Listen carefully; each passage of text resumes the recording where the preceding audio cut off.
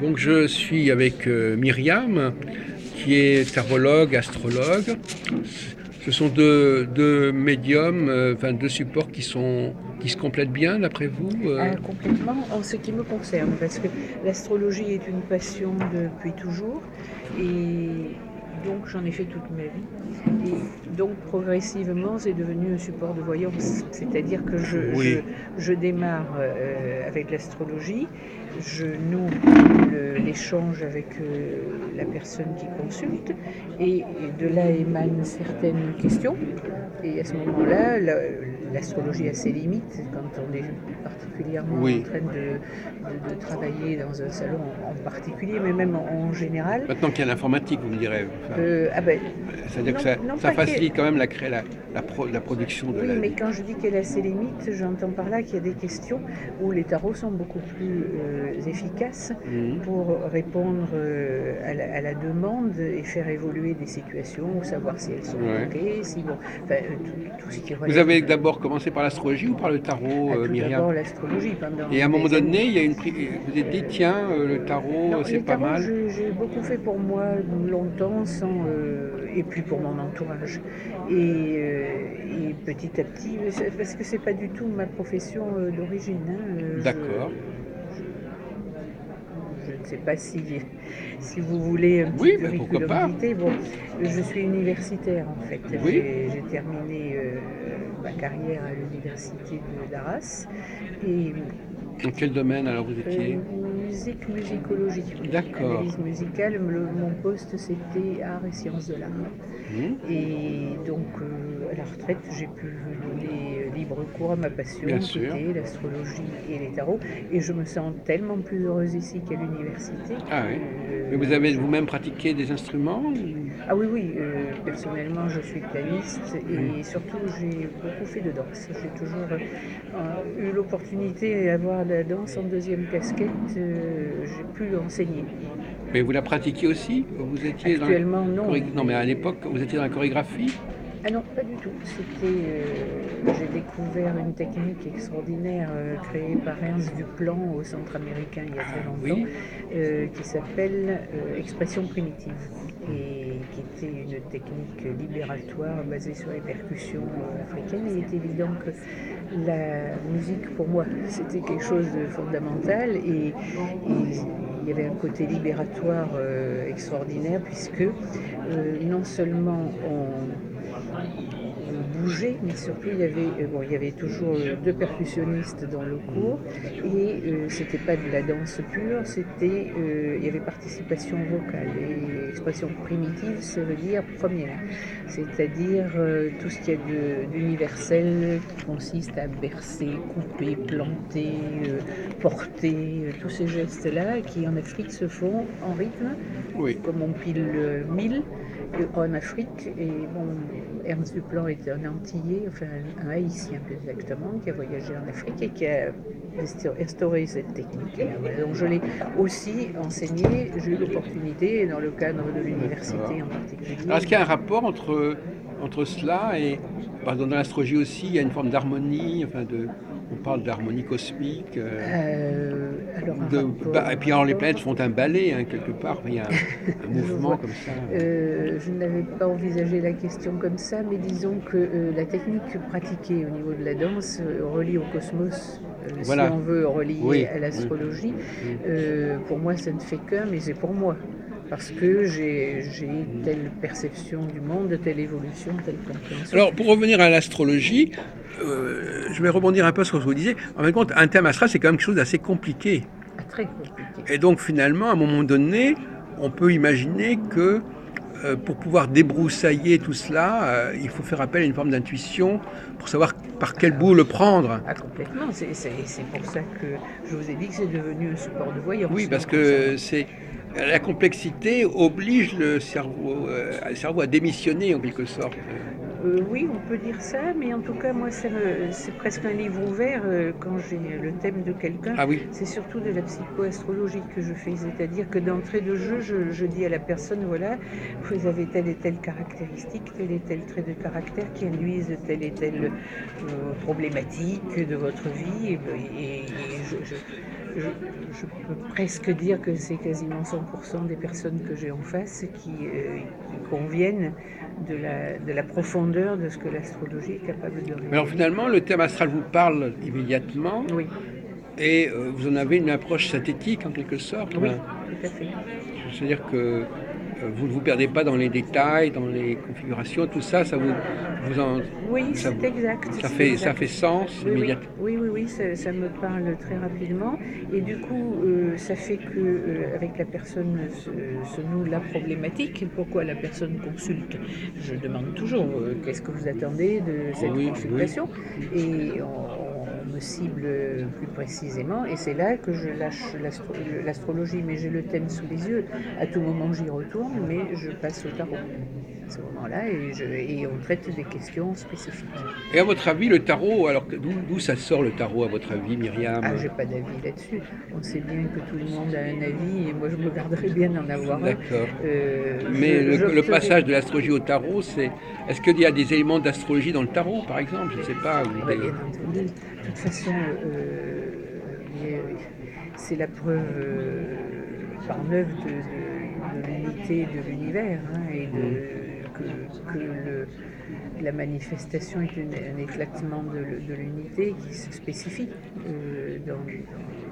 Donc, à un moment donné, vous basculez vers le tarot oui. pour avoir plus de précision, de détails, qu'est-ce que ça vous apporte de Ah non, non, plus? non, pas du tout. Je passe de la prise de contact très en profondeur de la personne qui consulte Ah, d'accord. à ses problématiques. Alors, je regarde les transits à ce moment-là, Quand les même, planètes oui, lentes, bien entendu, oui, mais je regarde ce que font Uranus, oui. Saturne, Jupiter, Mars, et une fois, de temps en temps, Neptune un peu aussi, Pluton, c'est beaucoup. Pour savoir quels sont les espoirs ou pas de voir se Oui. moduler une situation qui est devenue insupportable puisqu'on Voilà, consulte donc pour déjà savoir. l'astrologie vous donne une amorce de quelque chose, et après vous allez compléter par le tarot. Ah oui, oui, tout à fait. Et ensuite, on fait une synthèse. Je dis à la personne, bon, récapitulons.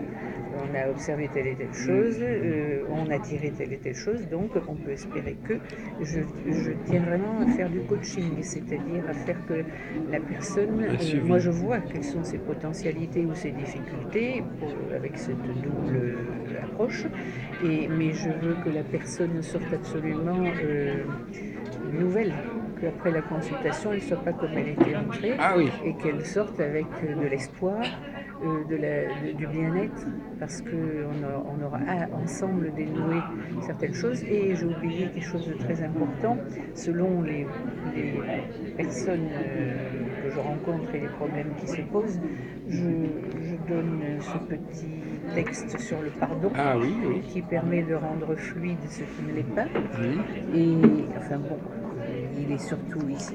Là, il y a beaucoup de choses dessus.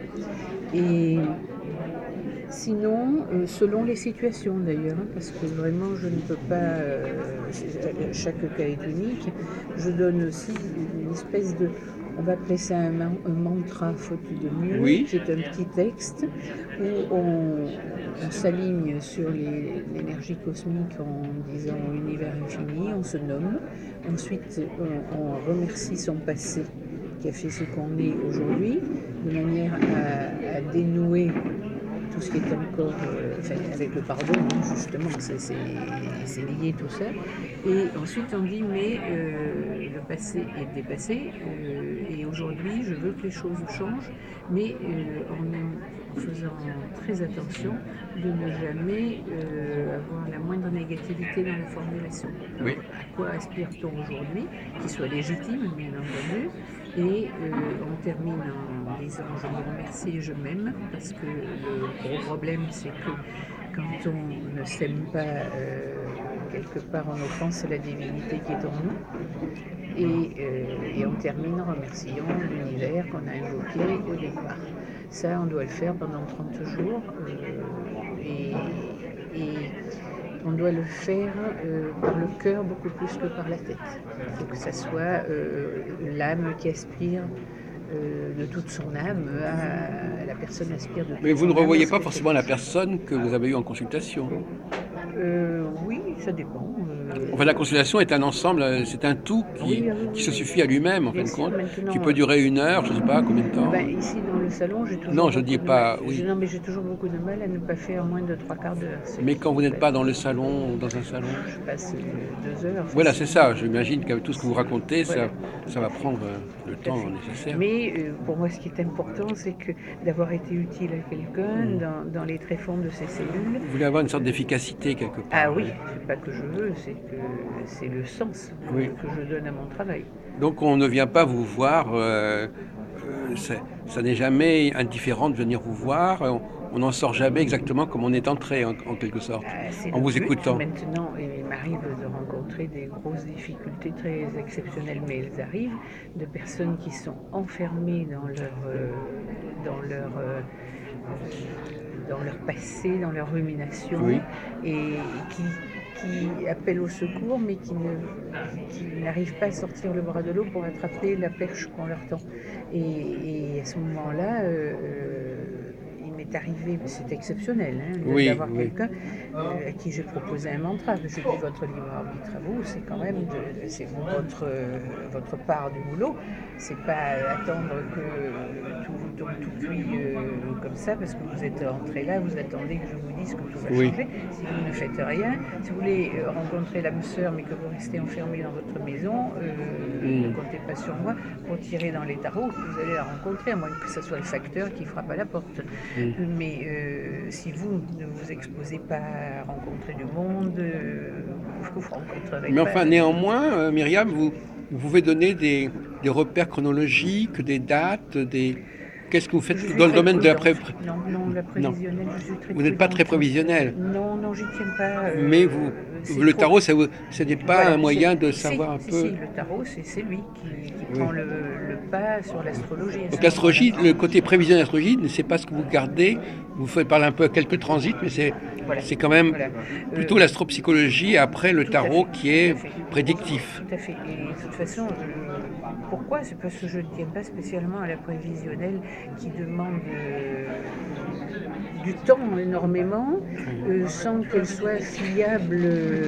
Enfin, moi, elle ne m'a jamais convaincue, cette prévisionnelle. Oui. Sinon, en inclination, en tendance, avec les planètes, c'est évident que le transit de Jupiter ou de Saturne, ou de Pluton, ou qui encore, l'Uranus, bien sûr, là c'est évident que ça va marquer. J'en tiens compte, mais pas avec des dates. Oui.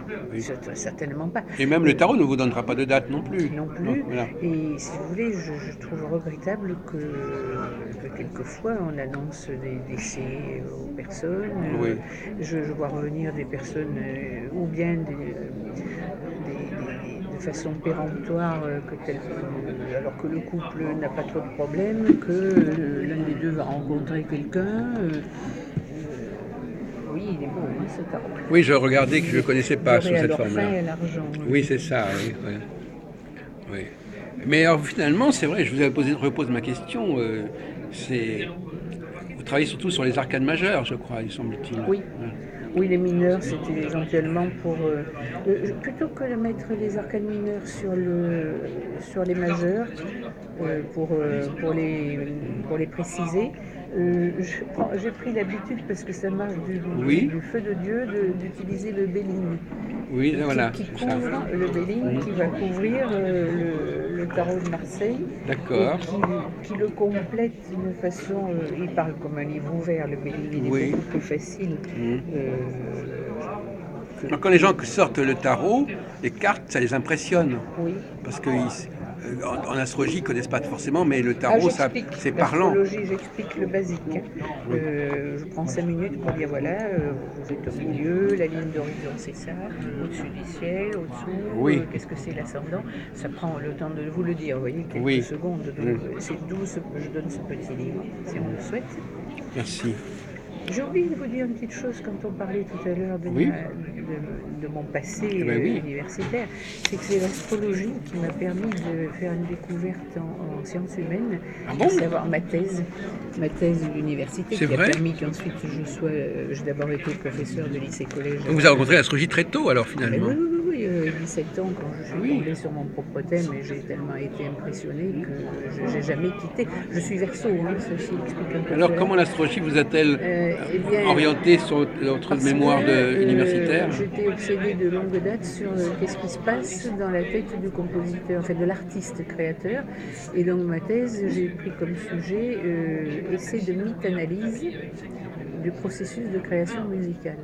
C'est-à-dire que j'ai pris un compositeur très extravertiste, un euphémisme, parce qu'il est assez hystérique même, c'est Berlioz, et une œuvre importante, la symphonie fantastique suivie de Lelio, et à partir du thème, mais évidemment je n'en suis pas ouvert une seconde aux universitaires qui m'auraient refusé tout net l'accès à leur petite maison.